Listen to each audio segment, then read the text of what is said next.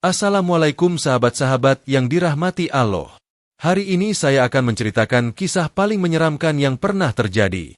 Sebuah kisah tentang mahasiswa KKN yang tanpa sadar masuk ke desa terkutuk, tempat di mana manusia menjadi tumbal dan gerbang dunia lain terbuka.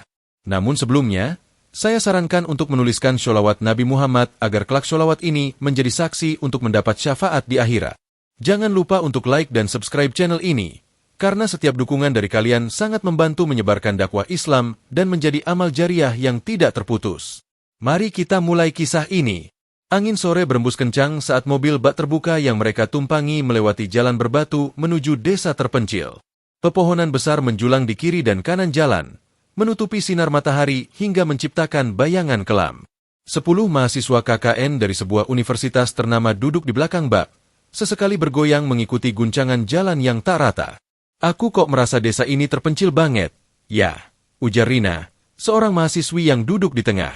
Kata dosen pembimbing, desa ini belum terlalu berkembang, makanya kita dikirim ke sini. Jawab Bayu, mahasiswa berbadan kekar yang duduk di pinggir bak mobil.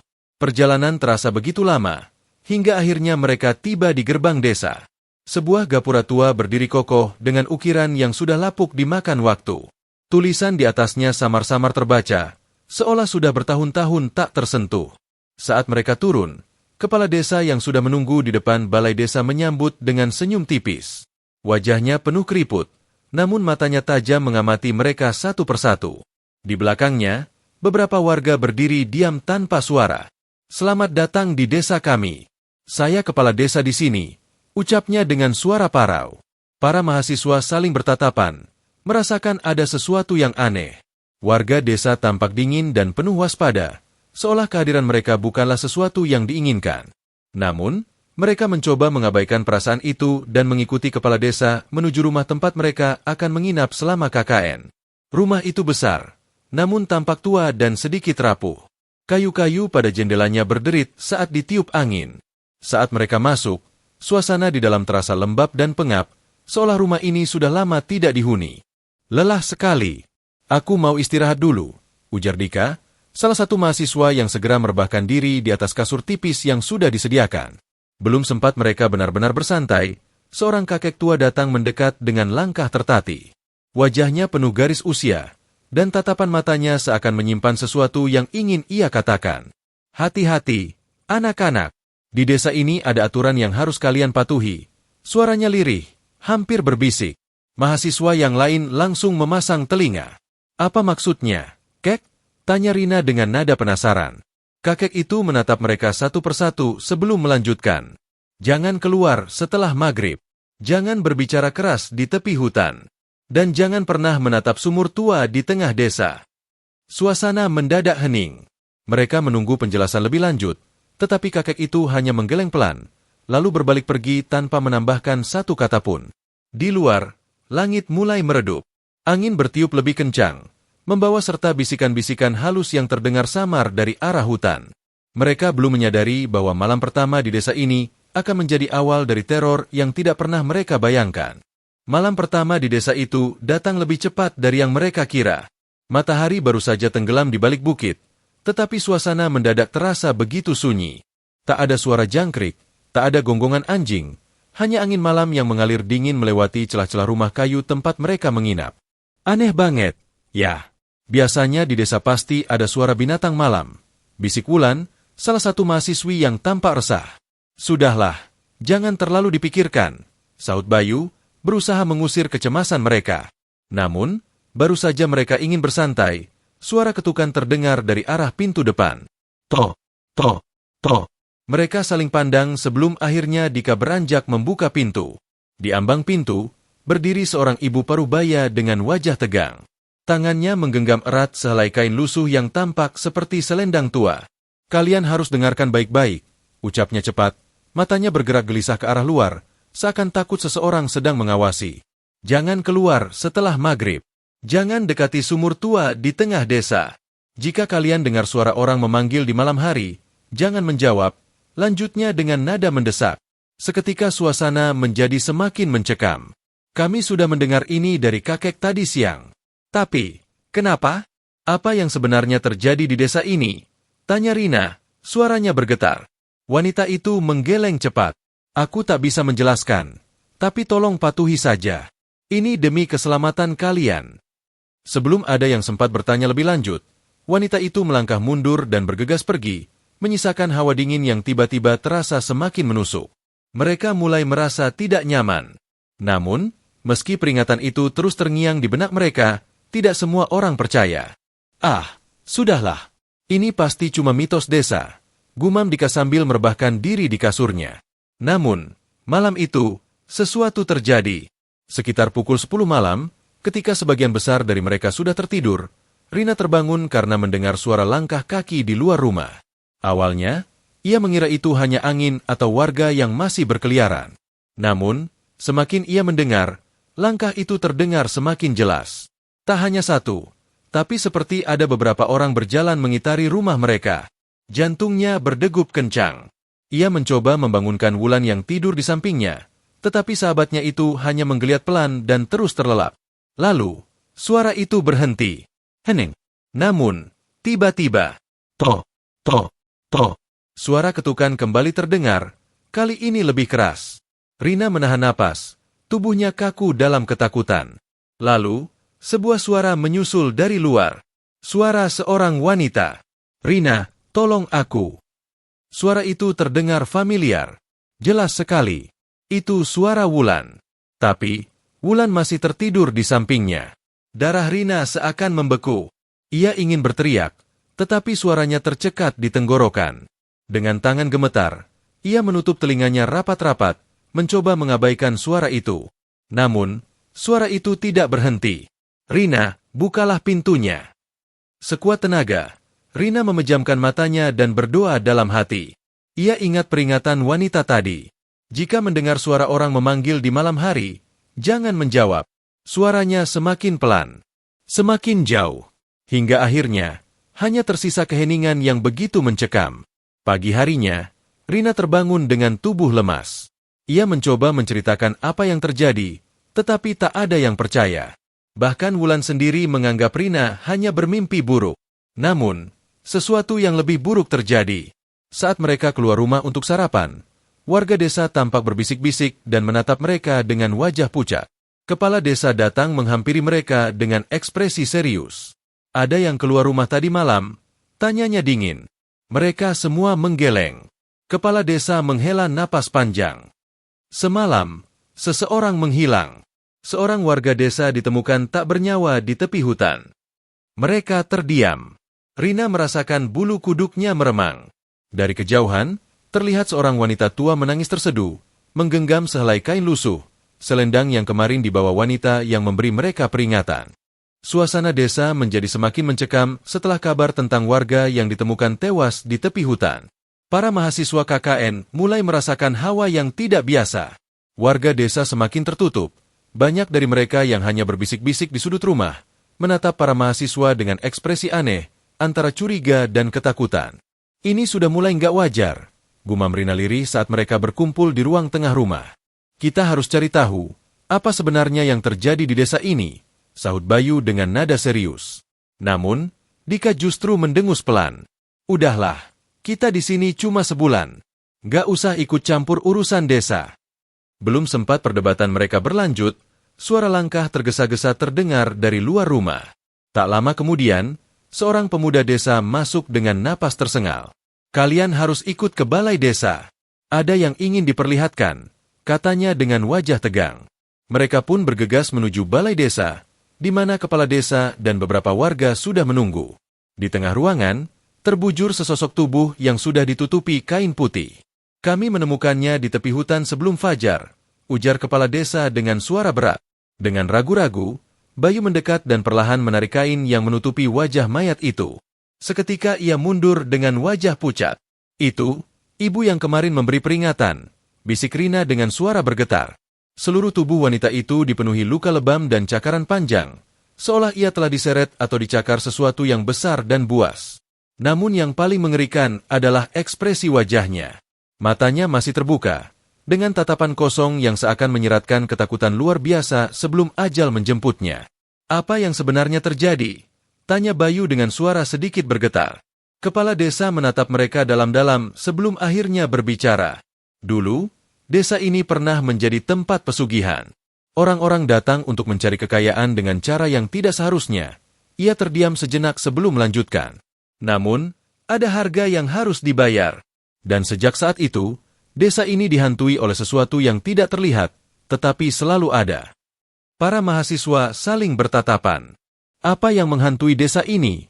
Tanya Rina, suaranya lirih. Kepala desa tidak menjawab. Namun, seorang lelaki tua yang duduk di pojok ruangan akhirnya bersuara. Penunggu sumur tua, gumamnya pelan. Suasana balai desa menjadi semakin dingin. Tidak ada yang boleh menatap sumur itu. Tidak ada yang boleh mendekatinya. Jika seseorang melanggar, maka ia akan diambil. Lanjut lelaki tua itu dengan suara bergetar. Rina merasakan bulu kuduknya meremang. Ia teringat kembali peringatan wanita itu sebelum meninggal. Jangan pernah menatap sumur tua di tengah desa. Di luar, angin bertiup kencang. Langit yang tadinya cerah mendadak menjadi mendung. Daun-daun kering beterbangan, seakan membawa pertanda buruk yang akan segera datang. Dan malam ini, sesuatu akan terjadi lagi. Malam tiba lebih cepat dari yang mereka harapkan. Angin berhembus lebih dingin, membawa desiran yang terdengar seperti bisikan samar. Para mahasiswa KKN berkumpul di ruang tengah dengan perasaan was-was. Kita nggak bisa diam aja. Kita harus cari tahu kenapa sumur itu begitu ditakuti, ujar Dika dengan nada penuh rasa ingin tahu. Tapi kita sudah diperingatkan, Rina menyela dengan nada cemas. Kita nggak tahu apa yang bisa terjadi kalau kita melanggar. Bayu menghela napas panjang. Sudah jelas, ada sesuatu yang berbahaya di desa ini. Kita harus berhati-hati. Namun, rasa penasaran Dika semakin besar. Saat yang lain tertidur, ia menyelinap keluar rumah, melewati lorong-lorong desa yang sunyi. Hanya lampu-lampu minyak yang berkedip lemah di depan rumah-rumah warga. Ia melangkah perlahan menuju sumur tua yang berada di tengah desa. Saat Dika tiba di dekat sumur, ia bisa merasakan hawa dingin yang menjalar di tengkuknya. Batu-batu di sekitar sumur terlihat berlumut, sementara bibir sumur ditumbuhi akar-akar yang menjalar seperti tangan yang siap mencengkeram siapa saja yang mendekat. Tiba-tiba, angin bertiup kencang. Suasana yang sebelumnya hanya sunyi, kini berubah mencekam. Kemudian, terdengar suara. Pelan, sayup-sayup. Dika. Ia menoleh cepat ke sekeliling, tapi tidak melihat siapapun. Suara itu semakin jelas. Dika, turunlah. Aku menunggumu.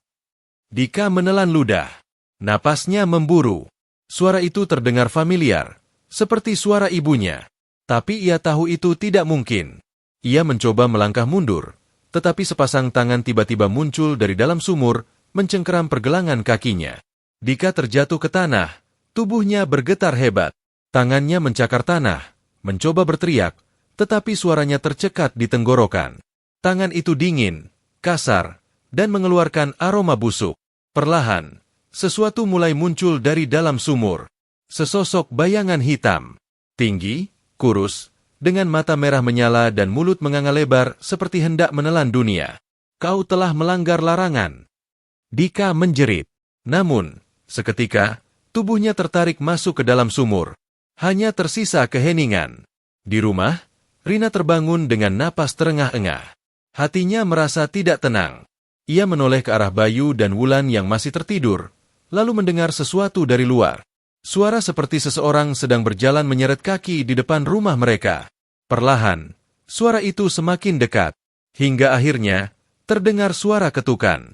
Toh, toh, toh. Suara itu terdengar berat dan lambat, seperti milik seseorang yang sudah kehilangan tenaga. Namun, yang membuat Rina membeku adalah suara yang menyertainya. Rina, buka pintunya. Itu suara Dika. Tapi di balik pintu, bayangan yang terlihat bukan bayangan manusia. Rina berdiri terpaku di depan pintu. Tangannya gemetar saat suara itu kembali terdengar. Rina, ini aku, Dika. Namun, sesuatu terasa aneh.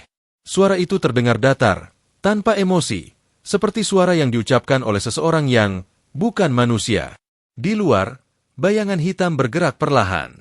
Tubuhnya tinggi, kurus, dengan kepala yang sedikit tertunduk. Kakinya tak menapak tanah, dan tangannya yang panjang tergantung kaku di sisi tubuhnya. Rina menggigit bibirnya, berusaha menenangkan napas. Ia menoleh ke belakang, melihat Bayu dan Wulan yang mulai terbangun. "Ada apa, Rin?" tanya Bayu dengan suara serak. Rina tak menjawab. Ia hanya menunjuk ke arah pintu dengan mata membelalak. Bayu bangkit dan mendekat. Saat ia hampir menyentuh gagang pintu, suara dari luar kembali terdengar, kali ini lebih menyeramkan. "Aku kedinginan. Tolong buka pintunya." Bayu merinding. Ia bisa merasakan hawa dingin menjalar ke tangannya. Namun, tiba-tiba Wulan berteriak, "Jangan buka pintunya." Bayu tersentak. Ia menoleh ke arah Wulan, yang wajahnya pucat pasi. "Aku tadi bermimpi. Dika ada di dalam sumur," kata Wulan dengan suara gemetar. "Dan dia sudah mati." Bayu langsung menarik tangannya dari gagang pintu. Mereka bertiga saling berpandangan, tubuh mereka bergetar ketakutan. Toh, toh, toh. Ketukan itu semakin keras. Lalu, sesuatu yang tidak masuk akal terjadi. Pintu mulai terbuka dengan sendirinya, meskipun tidak ada yang menyentuhnya. Di ambang pintu, sosok yang menyerupai Dika berdiri dengan kepala tertunduk. Tubuhnya basah kuyup, seperti baru saja keluar dari dalam air. Tetesan hitam pekat jatuh dari ujung rambutnya, menodai lantai rumah. Namun, yang paling mengerikan adalah wajahnya. Kulitnya pucat kebiruan, bibirnya membiru, dan matanya, mata Dika, berubah sepenuhnya menjadi hitam pekat. Rina menjerit, jatuh terduduk ke lantai. Bayu mundur beberapa langkah, sementara Wulan menutup mulutnya dengan kedua tangan. Sosok itu perlahan mengangkat kepalanya, memperlihatkan senyum mengerikan yang tak wajar. "Aku kembali," katanya dengan suara yang bukan lagi milik Dika. Di luar rumah, terdengar suara langkah-langkah lain. Bang! Mereka menoleh ke jendela. Di luar, puluhan sosok berdiri diam, menatap mereka dengan mata kosong. Wajah-wajah mereka hancur, pucat, dengan tubuh yang menggeliat seperti tidak stabil. Mereka adalah orang-orang yang telah diambil oleh sumur tua. Dan kini, mereka datang menjemput yang lainnya. Bayu segera menarik Rina menjauh dari pintu, sementara Wulan menggenggam tangannya erat. Sosok yang menyerupai Dika masih berdiri di ambang pintu, tubuhnya meneteskan cairan hitam yang berbau busuk. Di luar rumah, puluhan sosok berdiri dalam diam, mata hitam mereka menatap ke arah rumah dengan pandangan kosong. Beberapa mulai melangkah maju, gerakan mereka kaku, seperti mayat yang dipaksa berjalan. Rina hampir pingsan melihat itu semua. "Kita harus keluar dari sini," bisiknya dengan suara bergetar. Bayu mengangguk cepat. Ia melirik ke belakang, ke arah dapur yang memiliki pintu belakang. Itu satu-satunya jalan keluar mereka. Namun, sebelum mereka bisa bergerak, sosok Dika tiba-tiba berbisik. "Kalian tidak bisa lari." Kepalanya berputar perlahan ke arah mereka, lehernya mengeluarkan suara berderak, seolah tulangnya retak satu persatu. Tiba-tiba, lampu di rumah mereka berkedip-kedip. Udara menjadi semakin dingin, membuat napas mereka berembun. Lalu, suara tawa terdengar. Bukan hanya satu, tapi banyak. Suara-suara itu berasal dari luar rumah.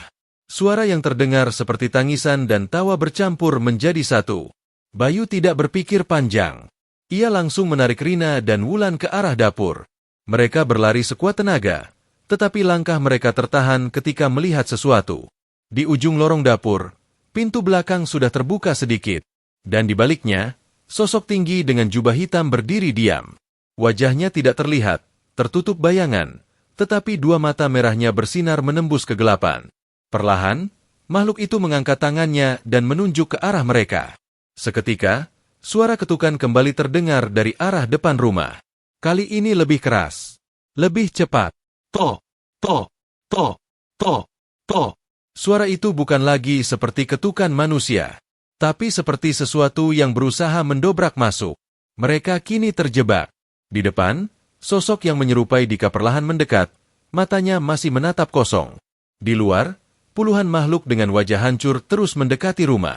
Dan di belakang, sosok berjubah hitam itu masih berdiri diam, menunggu. Tidak ada jalan keluar. Bayu menggertakkan giginya.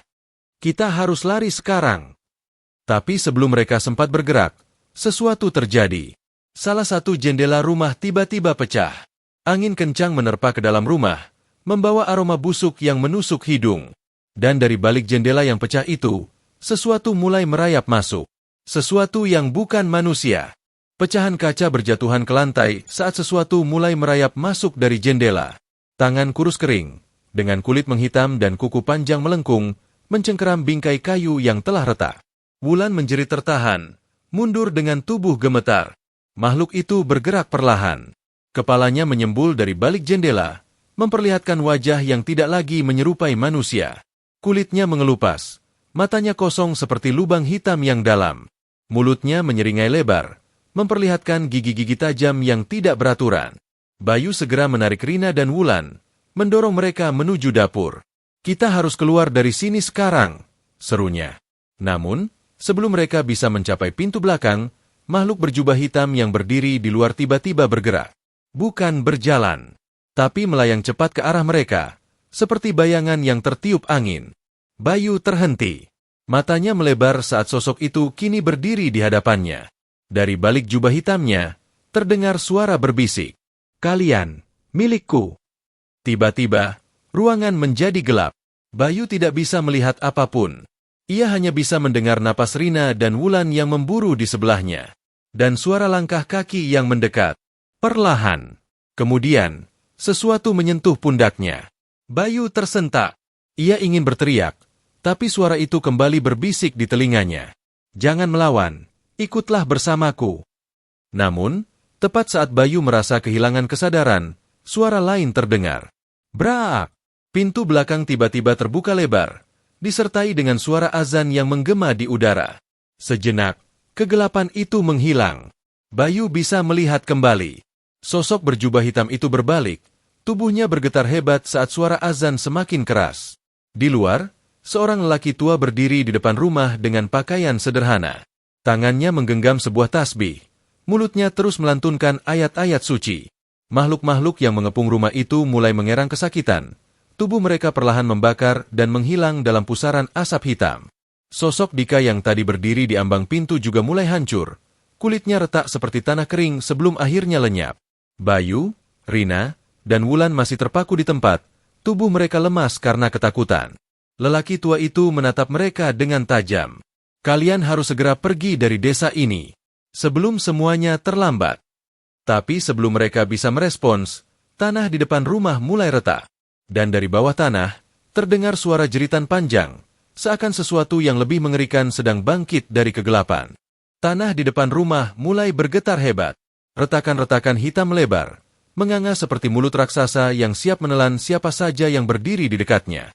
Dari dalam retakan itu, muncul kabut pekat berwarna kehitaman yang berputar liar di udara.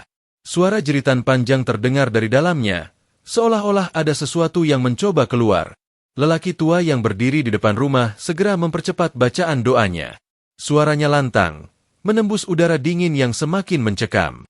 "Kalian harus pergi sekarang. Jangan lihat ke belakang," teriaknya. Bayu tak berpikir dua kali. Ia meraih tangan Rina dan Wulan, menarik mereka berlari menuju jalan desa. Namun, saat mereka melangkah, angin kencang bertiup dari arah retakan itu.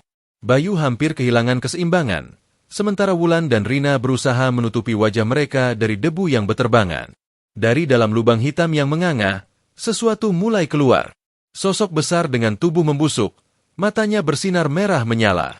Tubuhnya dibalut kain hitam panjang yang robek-robek, dan wajahnya bukan wajah manusia.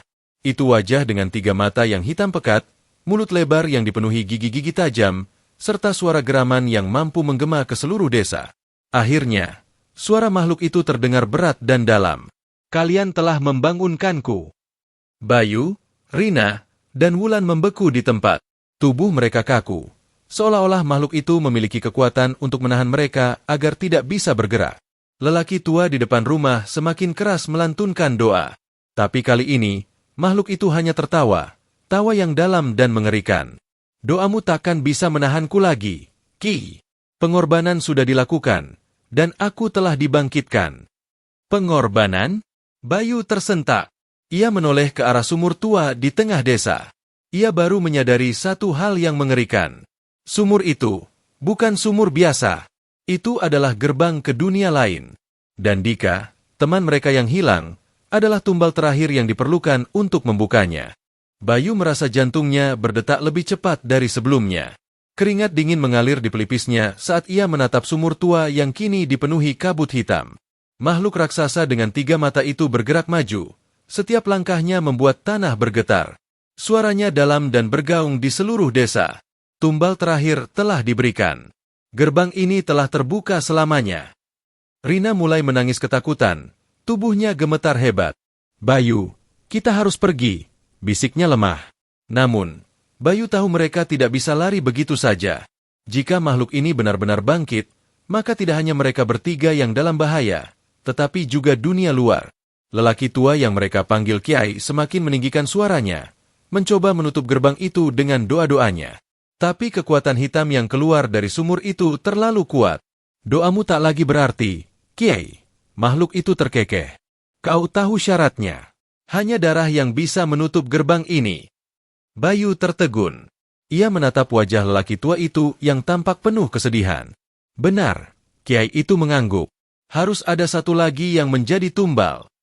Rina dan Wulan menahan napas. Bayu menggertakkan giginya. "Tidak, kita tidak bisa menyerahkan siapapun." Makhluk itu tersenyum lebar. "Kalau begitu, aku yang akan memilih." Tiba-tiba, bayangan hitam melesat cepat ke arah mereka. Sebelum Bayu bisa bereaksi, sesuatu mencengkeram Wulan dan menariknya ke udara. Wulan menjerit. Tangannya terulur, mencoba meraih siapapun yang bisa menyelamatkannya. Rina menangis dan berusaha berlari ke arahnya, tapi Bayu menahannya. Makhluk itu menatap Wulan yang kini menggantung di udara. Tangannya mencengkeram leher gadis itu dengan kuat. Dia akan menjadi tumbal terakhir. Lalu, tanpa aba-aba, makhluk itu melemparkan Wulan ke dalam sumur tua yang dipenuhi kabut hitam. Brak! Wulan menghilang di dalamnya. Teriakannya masih menggema di udara. Lalu tiba-tiba sunyi. Dan saat itu juga, tanah yang bergetar mulai mereda. Kabut hitam yang menyelimuti desa mulai tersedot masuk ke dalam sumur. Makhluk raksasa itu menggeram. Tubuhnya mulai memudar. Disedot kembali ke dalam dunia asalnya. "Tidak, Aak!" jeritnya saat tubuhnya hancur perlahan. Beberapa detik kemudian, semuanya kembali hening. Sumur tua itu kini tertutup rapat oleh batu besar yang seolah muncul dari dalam tanah. Ki tua itu menutup matanya dan menarik napas panjang. "Sudah selesai," katanya lirih. Tapi bagi Bayu dan Rina, semuanya belum benar-benar berakhir. Karena mereka baru saja kehilangan seseorang. Bayu berdiri terpaku di depan sumur tua yang kini tertutup rapat. Hanya suara angin malam yang tersisa, menderu pelan di antara pepohonan. Rina jatuh berlutut. Wajahnya penuh air mata. "Wulan," suaranya parau, hampir tidak terdengar. Ki tua itu menatap mereka dengan tatapan sendu. Dia telah menjadi tumbal terakhir, dan gerbang telah tertutup. Bayu mengepalkan tangannya. Rahangnya mengeras menahan amarah dan kesedihan. "Kenapa harus Wulan?" Suaranya bergetar. "Kenapa kita tidak bisa menyelamatkannya?" Ki itu menghela napas panjang. "Kutukan desa ini sudah ada sejak lama. Setiap kali gerbang itu terbuka, harus ada darah yang menutupnya." Bayu menatapnya tajam. "Jadi ini bukan pertama kalinya." Kiai itu mengangguk pelan. "Sudah puluhan tahun, bahkan sebelum aku lahir. Setiap generasi, akan ada yang tersesat ke desa ini. Dan setiap kali, ada yang tidak pernah kembali." Rina menangis semakin kencang. Bayu menatap sekeliling. Desa ini, sejak awal bukan tempat biasa. Jalanan yang selalu berputar, rumah-rumah tua yang terasa kosong meski tampak dihuni, penduduk yang muncul begitu saja tanpa suara, semuanya adalah bagian dari kutukan ini. Desa ini tidak pernah benar-benar ada. Dan sekarang, setelah tumbal terakhir diberikan, sesuatu yang lebih mengerikan terjadi. Desa ini, perlahan mulai menghilang. Rumah-rumah memudar seperti asap yang ditiup angin. Pohon-pohon meranggas dan berubah menjadi debu. Tanah yang mereka pijak terasa semakin ringan, seolah-olah mereka berdiri di atas bayangan. "Cepat, kita harus keluar dari sini," seru Kiai itu. Bayu menarik Rina berdiri. Mereka berlari menuju jalan utama, jalan yang tadi membawa mereka ke desa ini. Namun, di tengah perjalanan, Bayu menoleh ke belakang. Sumur tua itu masih ada di sana. Dan untuk sesaat, ia bisa melihat sesuatu. Sosok Wulan berdiri di tepi sumur. Wajahnya pucat, matanya kosong. Ia tidak menangis, tidak berteriak, hanya menatap mereka dengan senyum tipis. sebelum tubuhnya menghilang bersama desa ini. Bayu menggigit bibirnya. Air mata mengalir di pipinya. Saat mereka akhirnya mencapai batas desa, cahaya terang menyilaukan mata. Dan seketika, semuanya menghilang. Bayu dan Rina tersentak, terjatuh di pinggir jalan raya yang sunyi. Tidak ada desa, tidak ada sumur tua, tidak ada jejak apapun yang menunjukkan bahwa mereka pernah ada di sana. Yang tersisa, hanya kenangan buruk yang akan menghantui mereka selamanya. Setiap kejadian dalam hidup selalu mengandung pelajaran. Kisah ini mengingatkan kita untuk selalu bersandar kepada Allah dalam setiap langkah, serta tidak sembarangan memasuki tempat yang tidak kita ketahui tanpa perlindungan doa. Allah berfirman dalam Al-Quran, "Barang siapa bertakwa kepada Allah, niscaya Dia akan mengadakan baginya jalan keluar." Quran Surah At-Talaq 2. Kisah ini hanyalah fiktif yang dibuat seolah nyata agar dapat diambil hikmahnya. Semoga kita semua selalu dalam lindungan Allah dan dijauhkan dari segala mara bahaya. Terima kasih telah menonton hingga akhir. Jika kalian menyukai cerita ini, jangan lupa untuk like, subscribe, dan tinggalkan komentar di bawah. Sampai jumpa di cerita berikutnya.